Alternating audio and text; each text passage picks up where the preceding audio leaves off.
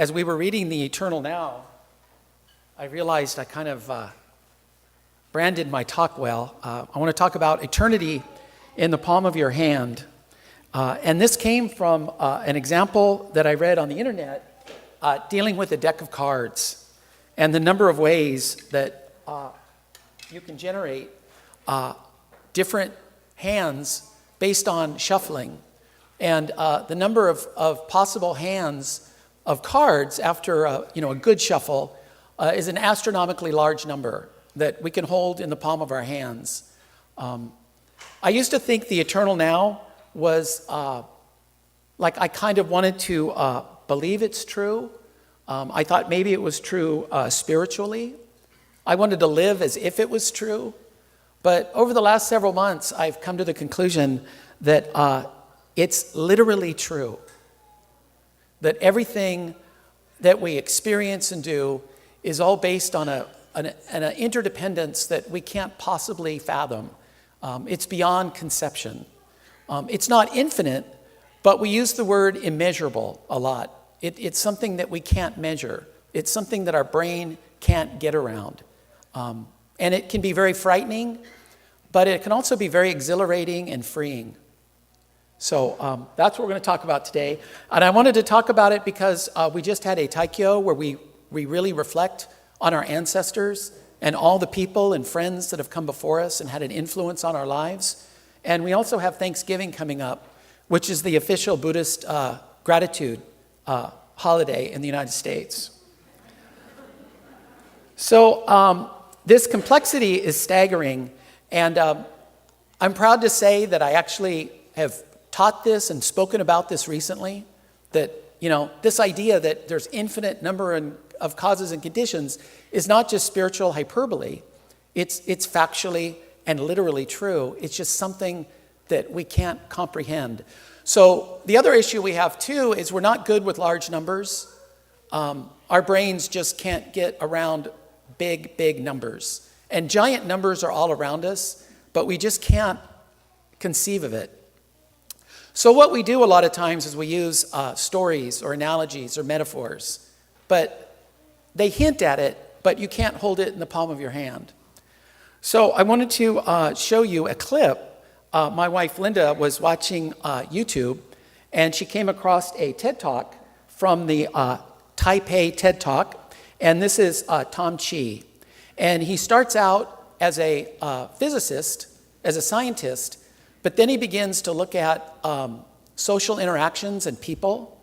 And it turns out that like shooting a rocket to the moon is really quite easy and we understand it well.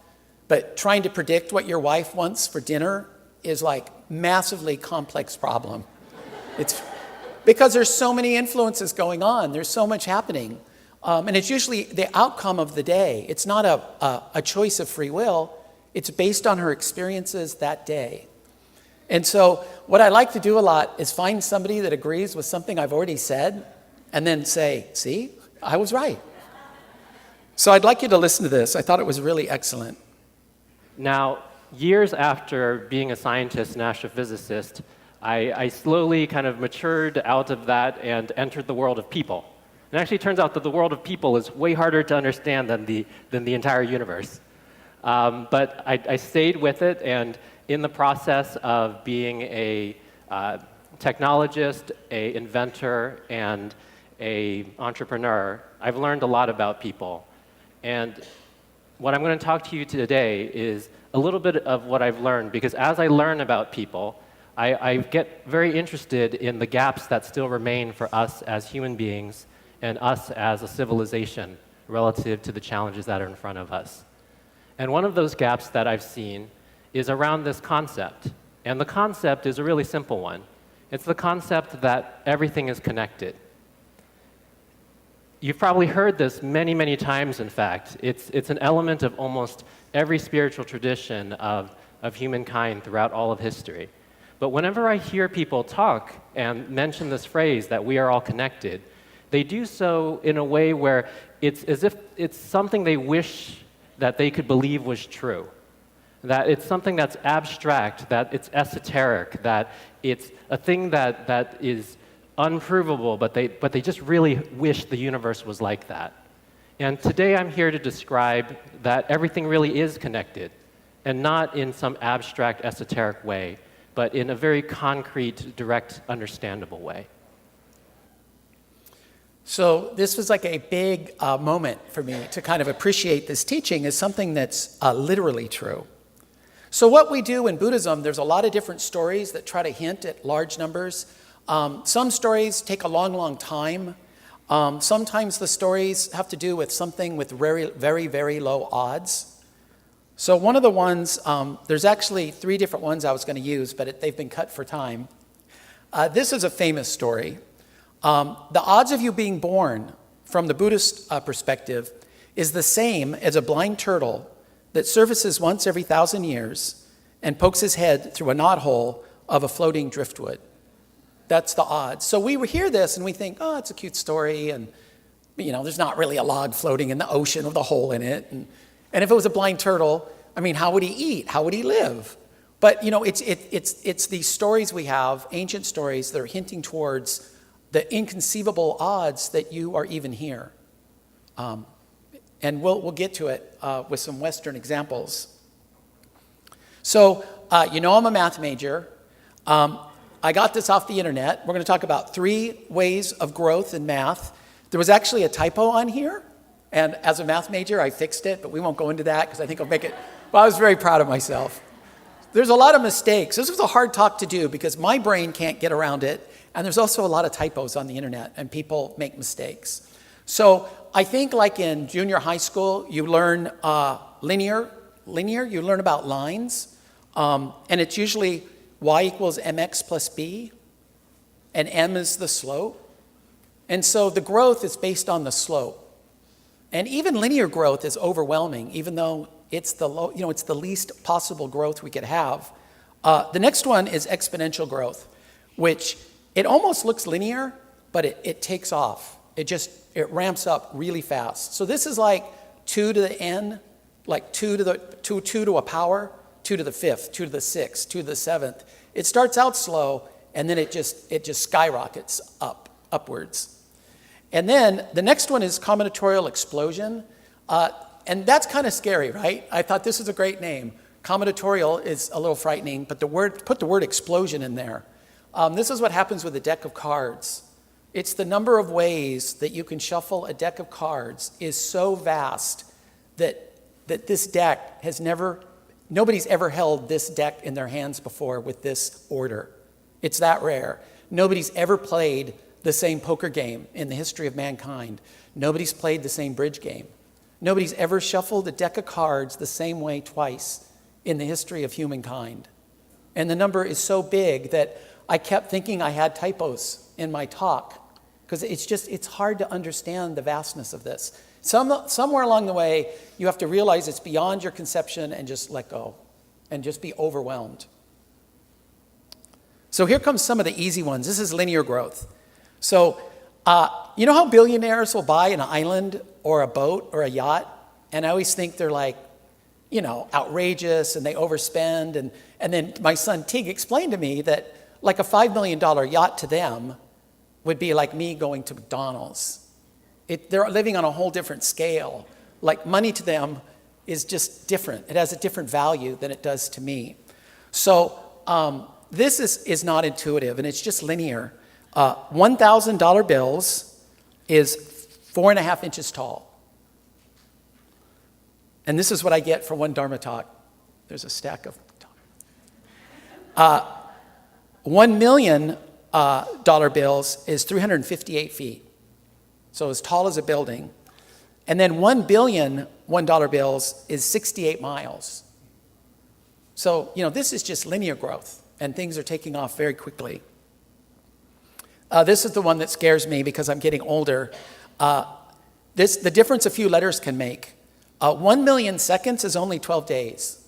Like that seems right to me. 1 billion seconds is 32 years. But then this one, it seems not true to me. 1 trillion seconds is 32,000 years. That just seems wrong. And this is just linear. Like, I don't really believe it, right? I don't really believe that number. So the next one is that exponential growth. We've talked about this before. The number of ancestors you have, direct ancestors, goes up by 2 every generation. So you have 2 parents, and then you have 4 grandparents, and then you have 8 great-grandparents, and it just keeps going on like that. And if anybody in here had gotten in an argument, or like say my father was late to his first date with my mom, I wouldn't be here, right? This is scary. There are so many people that were behind you that led to your birth that if anybody had made a wrong joke or showed up late, or I bought a girlfriend a clock radio once for Christmas and we broke up because it's not romantic. So those kids weren't born. Those children never will exist.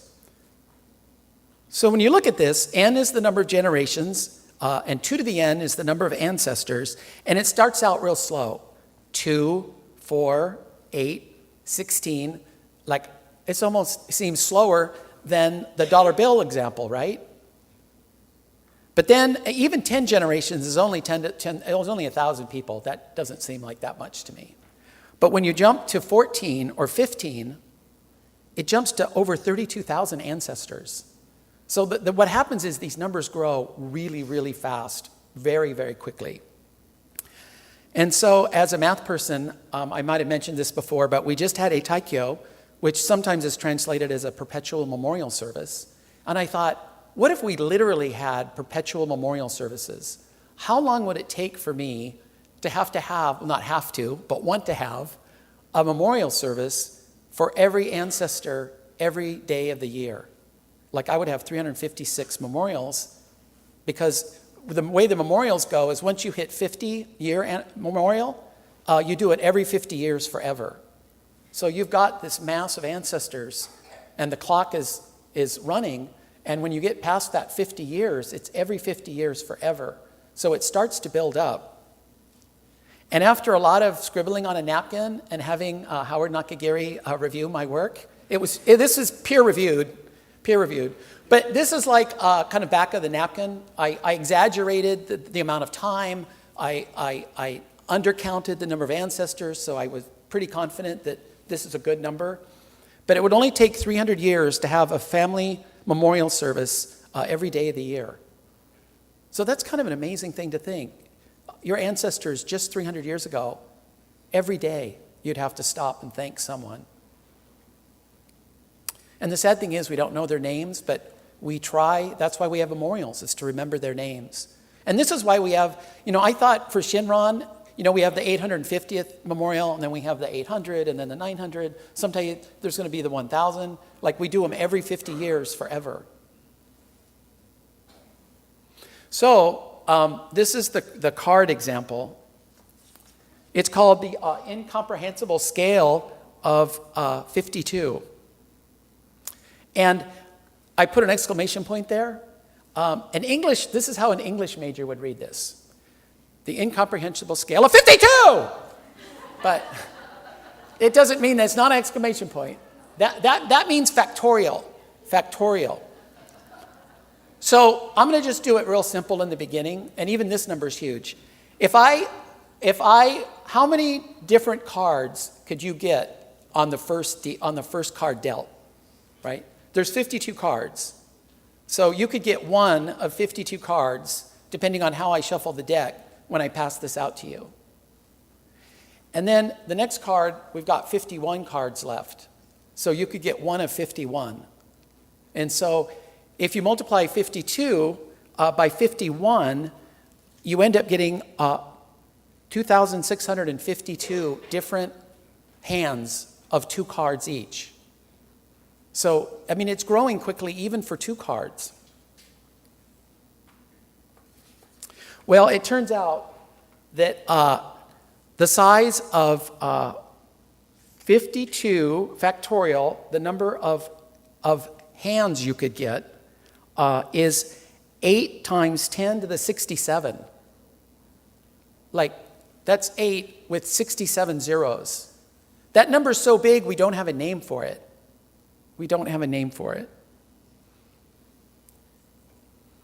So if you start to think about this, That's how many unique hands you can have in a deck. And like I said, it's never been duplicated. Nobody's ever done the same deck twice. And if you compare that number to the number of grains of sand on Earth, it's only 5 times 10 to the 21. So the number of grains of sand is astronomically smaller than the number of decks you could have. And we do have a name for 10 to the 21st. It's called this would be 5 sextillion. 5 sextillion. So I wanted to show you a little video.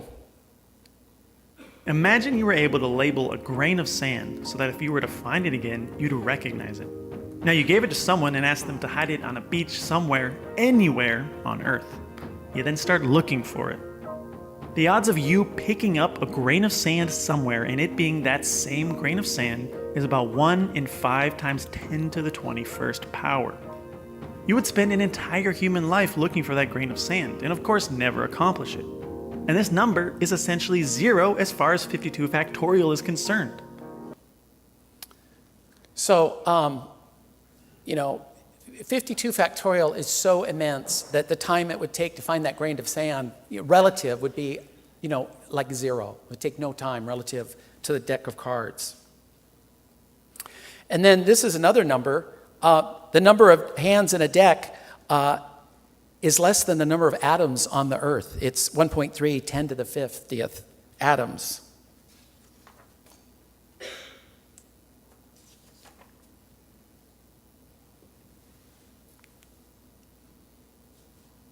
So this thing about the turtle and the log I wanted to talk about a little bit. A scientist said, on my birthday, I had a strangely pertinent thought. What's the probability of me being born? So this assumes that you have the mom and dad you have now, but what are the odds of you being born? In a recent talk, a self-help author mentioned that scientists estimate the probability of you being born at about 1 in 400 trillion, because there's so many combinations. So this is why everything is interconnected and everything depends on everything else, is everything is a mass relationship between all these different effects and causes. So, like, for example, the way you live your life, where you live, what school you go to, what teacher you had in the 5th grade, who you sat next to, people who live by you in your neighborhood, who chose to move there with all their causes and conditions, the clubs you joined. So your life is like a deck of cards. There's all these events and people and things that went into you being you. And this can be a very scary thing, or it can also be very freeing. It means that everything you do really matters, because you're affecting everyone else around you as well. And scholars say, like, the route you take to work, whether you're 10 minutes late or 15 minutes early, someone you meet at Starbucks and smile to may change their life. Everything matters, and everybody is sensitive to every change in their life. So then now what we're going to do is we're going to talk about, given, this is, I think, very confusing.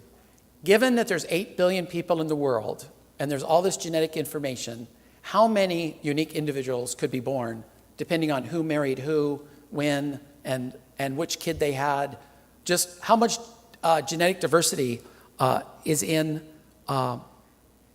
on the Earth. This number is the possible unique chromosomal pairings on Earth with a population of 8 billion people. And this still doesn't account for chromosome allele swapping, not to mention how simply different life experiences can shape a person into someone completely new and unique as well.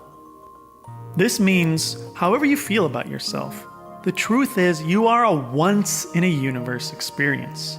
There will never be something exactly like you again. Now, the importance of that is up to you. I'd argue that's something special and profound.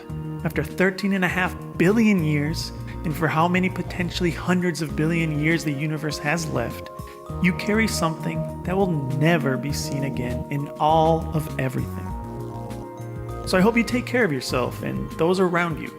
It's tough, but there's nothing like it. So, not only are you unique, but everyone you meet is unique and has a unique story to tell, and everyone has value, and everything we do matters. So this is the biggest number I have for you today. This is the probability that you would exist at all. So I think this takes into account everything that's happened over the last 13 billion years. It's the Big Bang and how stars formed, just everything that led up to this moment. So it says here the probability of you existing at all comes out to 1 in 10 to the 2,685,000. He said yes, that's 10 followed by 2,685 zeros. Overall, the estimates of the number of atoms in the universe range from between 10 to the 78 and 10 to the 82 atoms. So again, the number of atoms is relatively zero compared to the odds that you exist ever or at all. And so I found this very freeing. The implications are that when things go wrong, you're not a victim. You didn't do anything wrong. You're not to blame. I've noticed in the United States, I always tease that we do a lot of victim blaming. Like, if the computer doesn't work for you, everybody asks, what did you do wrong? And you didn't do anything wrong. The computer is supposed to serve you. It's not your fault. And what's the solution to all computer problems? There's just one. Just reboot. That's what they do. They ask you 5 questions and then they say, just reboot. And it works. And it also means that when things go well in your life and things turn out good, it's not all you're doing. You could have a lot of humility and gratitude that you are where you were meant to be and everything's as it should be. So I was thinking about me becoming a Buddhist. My father died when I was 33. I happened to live in Southern California. We went to OCBC in 1997 for Hanamatsuri, and we visited the Hondo. And then 2 years later, 1998, I was at work and I was frustrated about something somebody said, so I went on to Amazon and I bought a book on Buddhism, and it happened to be one of the top 10 bestsellers at the time. It just was high on the list of books you could buy. So I bought it, and it came to the house, and it turned out that it was written by a Buddhist convert. It was written by Lama Suryadas, a Tibetan Buddhist, but his other name was Jeffrey Miller, and he grew up Jewish in New York. And his mom called him the Dalai Lama. So I happened to buy a book from another convert. I didn't even know what a convert was. I thought his name was Lama Suryadas. And it turns out that one of his best friends was killed at the Kent State shooting, in the 60s or 70s. And then another one of the victims at the Kent State shooting, his name was Jeffrey Miller. So people were calling his house to find out if he died or not.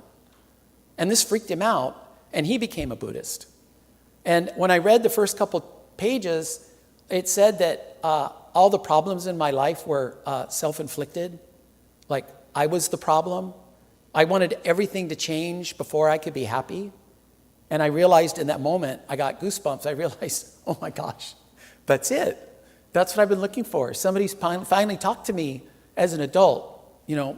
Adult to adult. And then we came back to OCBC for service because we'd been here for my wife's college project. And it just rolled out that way. It was never a conscious choice. It wasn't free will. I didn't weigh the benefits of being a programmer and a minister. I tell people the reason why I became a minister is that I just never said no.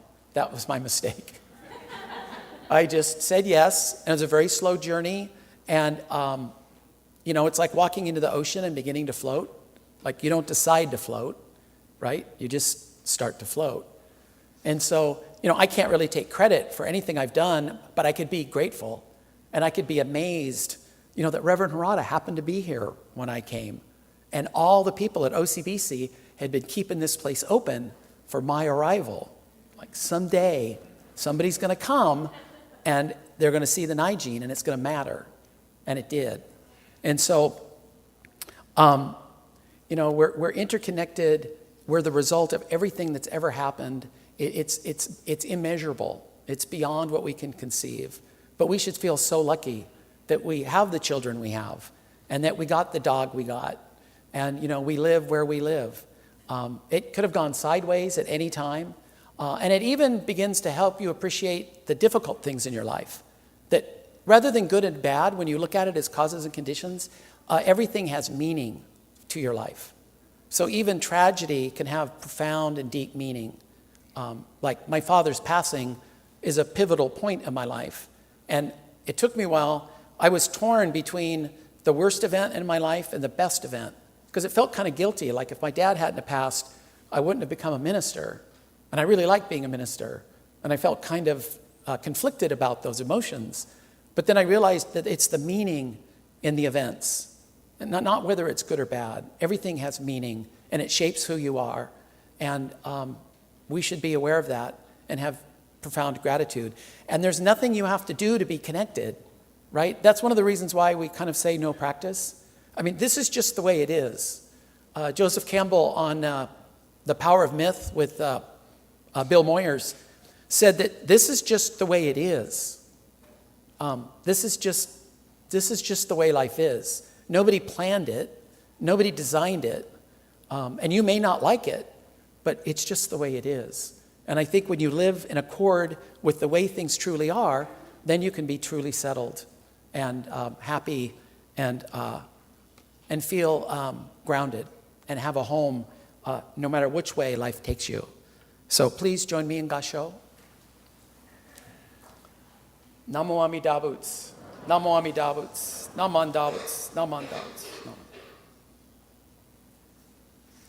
Thank you very much.